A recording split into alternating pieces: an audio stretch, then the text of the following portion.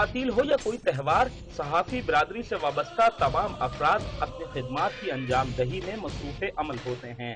کسی بھی ناگہانی صورتحال، حادثات یا کسی سیاسی تقریب کے موقع پر انہیں پہنچ کر خبر رپورٹ کرنا ہوتی ہے۔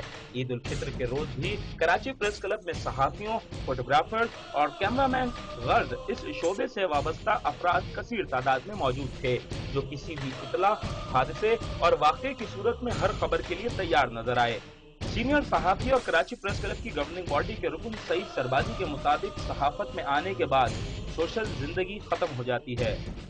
جرنلسٹ کی لائف میں تو کوئی چھٹیاں نہیں ہوتی۔ آپ کو اگر زلزلہ ہو یا کموشن ہو، کرفیو ہو یا کوئی تہوار ہو، آپ کو تو آفس جانا ہے۔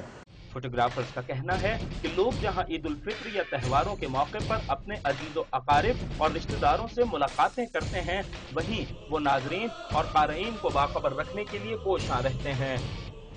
شعبہ صحافت سے منسلک افراد عام تعطیل ہو یا عید الفطر اپنی ڈیوٹیوں کی انجام دہی میں مصروف ہوتے ہیں، بالکل اسی طرح جس طرح ڈان نیوز اپنے ناظرین کو ملک بھر اور بیرون دنیا میں ہونے والی تمام تر تفصیلات لمحہ بلمحہ فراہم کر رہا ہے۔